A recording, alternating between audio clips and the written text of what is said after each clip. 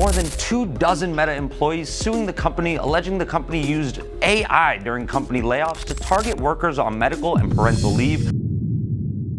2 months earlier, Mark Zuckerberg told employees that Meta had two major costs: compute infrastructure and people-oriented things.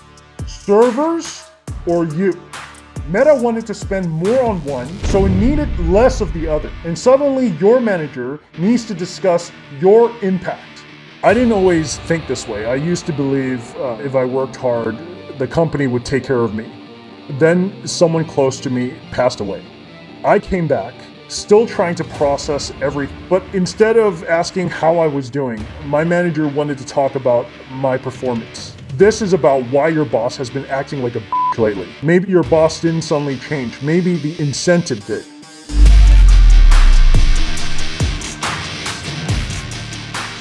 Corporate America loves telling employees that people come first, which is weird because people are often the first thing to go.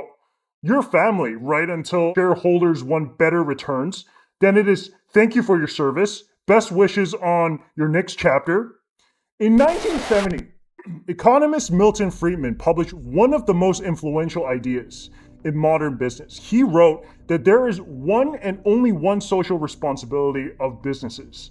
It's to use its resources and engage in activities designed to increase its profits. Now, this was an argument about how companies should operate. It wasn't a law that was commanding CEOs to sacrifice an employee every quarter. But over time, it became something closer to a corporate operating system. CEOs are judged by boards. Boards are judged by investors. Investors judge numbers. Nobody on an earnings call asked, Mark, how spiritually fulfilled is the marketing team? Namaste. They asked about margins, capital expenditures, revenue, returns. Now, I might be stating the obvious here, but just always remember this. Culture is what a company says. Capital allocation is what it fundamentally believes. When returns need to improve, companies have two options: create more value or extract more from what they already have.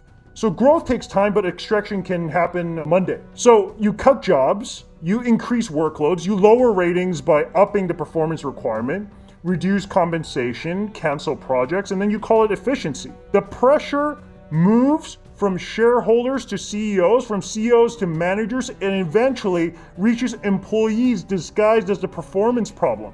In the past, when there was less competition for monopolies or when the stakes were not as high, whether it's capital expenditure on AI or the fact that AI would disrupt the industry, your bosses might still be responsible for treating you badly. But the cruelty nowadays can be entirely rational inside an incentive system. Whether it's the right or wrong depends on who you ask, right? Are you sure it's the right thing to do? For who? This is a very high-level answer to why your boss is acting like a but I'm about to show you some real-life examples of how a cost target is made to become your failure. Stick around to the very end because I will also show you some workaround to deal with this. Meta is the perfect case study for what we're talking about today. In late 2022 and 2023, Meta eliminated approximately 21,000 jobs. Zuckerberg called this the year of efficiency in 2023 and said that leaner is better. When Meta announced another 10,000 cuts in March 2023, its shares rose 7.3% that day. So thousands of employees heard, your job is disappearing, but what the market heard was margins may improve. So it was the exact same announcement, but a totally different experience. But companies don't always want layoffs to look like layoffs. Sometimes they want them to look like a performance management in sort of like a reorganization structure kind of thing. In January 2025, Zuckerberg famously said Meta would move out low performers faster. About 5% of staff were targeted. But here's the strange part. Meta said it intended to backfill many of those positions. If the jobs still need to exist, then this wasn't only about eliminating unnecessary work. The company was eliminating people and attaching a performance story to their exit. Then a few months later, Business Insider obtained an internal Meta memo. For teams with at least 150 employees, managers were reportedly asked to place between 15% and 20% of workers into the lowest performance category, which was up from 12% to 15%. The memo reportedly called the review cycle an opportunity to make exit decisions. If the percentage of failures is decided before everyone's work is reviewed, then the review isn't discovering underperformance, it is simply distributing it. This doesn't mean every person receiving a low rating is secretly exceptional. It means a performance system can serve two purposes: either measure work or satisfy a workforce target. And employees usually aren't told which one is happening. So across industries, from big tech to finance to any other industry that is facing some sort of shareholder pressure, performance ratings are increasingly becoming less objective about the work. By 2026, anonymous accounts labeled as Meta employees were posting things like this. Now, anonymous posts are not proof, but the shared emotion is unmistakable: uncertainty.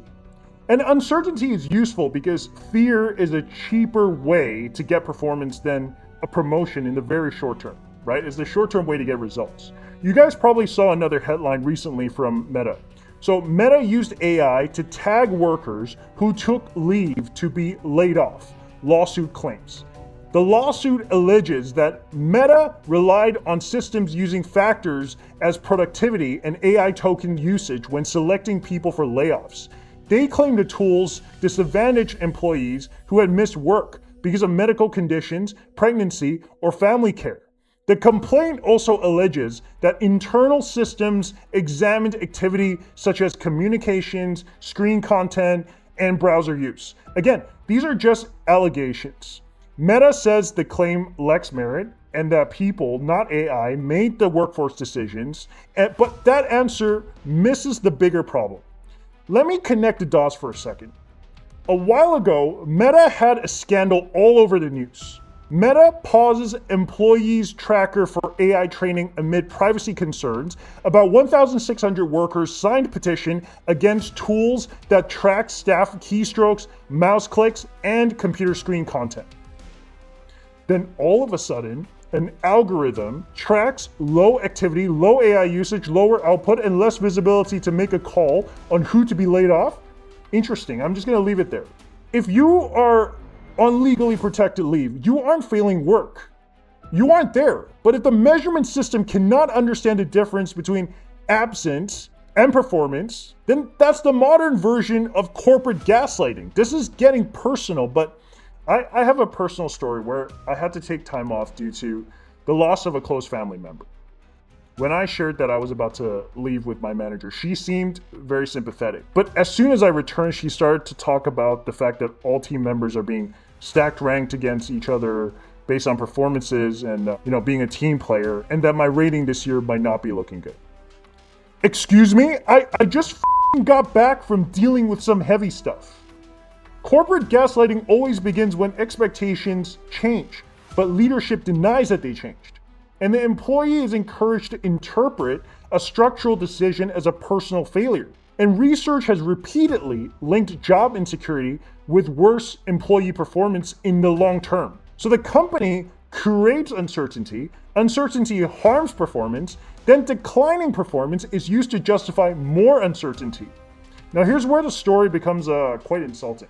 Meta's Reality Labs division, which includes its VR, metaverse, and wearables projects, reported approximately $2.2 billion in revenue and $19.2 billion of operating losses in 2025. $19 billion. Okay, then another one. In 2025, Meta invested approximately $14.3 billion for a 49% stake in Scale AI. Reuters reported that a central reason for the deal was to bring Scale founder Alexander Wang into Meta to lead its superintelligence efforts. Around the same period, Meta's broader AI effort faced several setbacks. Llama 4 drew criticism, Behemoth was abandoned, and Reuters later reported that Avocado was lagging expectations. To be fair, Meta says newer models are producing encouraging results, so I'm not declaring Alexander Wang right now a failure yet. My point is, Who is going to hold Mark Zuckerberg accountable for his own performance? If any employee misses one target, they may be, receiving a lower rating and on their way to PIP. But when a founder's division loses $19 billion, the target moves to next year, and Zuckerberg's accountability is especially different. Meta's own filing says its dual-class share structure allows Zuckerberg to control matters requiring shareholder approval. So public filings place his voting power at roughly 61%. I'm sorry? It just started raining. Mr. Zuckerberg, do I have your full attention? No. So basically the indirect message here is, you, I'm founder and CEO. So what can you actually do? Now, not every negative review is fake. Sometimes you genuinely need to improve. The question is whether the company is giving you a path to improve or setting you on a path to be removed. There are 3 things you can do, but it doesn't mean you're fireproof. No pun intended. Workaround number 1, make vague feedback measurable. First, stop completing vague feedback for them. If your manager says you need more impact, you need better executive presence, you need to operate at the next level, don't argue. Ask instead, could you give me 2 specific examples? And keep a receipt or document it. What should I have done differently? What measurable results would demonstrate improvements? Now, if you do this, there are 2 possible outcomes. They either give you clear examples, which is great. Now you have something you can actually improve on and hold them accountable when you do. Or they keep speaking in corporate fog. If nobody can define success, they claim you failed forever.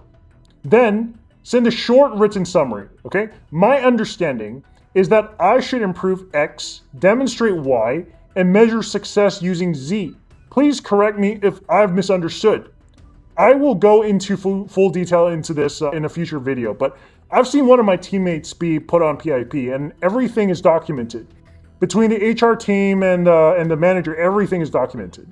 So you also have your chance to tell your story with HR. I'm not saying you can entirely trust the HR team, but if you have proof, it buys you time. Workaround number 2, use the reversibility test. If say you are actually placed on PIP or suddenly given serious performance warnings, ask, if I meet every written expectation, will I return to good standing? That question separates coaching from documentation. A genuine improvement process from your manager should explain what needs to change, how success will be measured, when it will be reviewed, what support you will receive, and what happens if you succeed. If the goals are super vague, deadlines are unrealistic, or the expectations change every time you meet with your boss, okay, you may be looking at a targeted exit plan. So don't immediately resign in that situation, but do your best to buy time and stay professional. Use the time to find an exit strategy. Workaround number 3, protect your identity from their narrative. This may be the hardest one. Easier said than done. Separate 3 things: your performance rating, and your worth.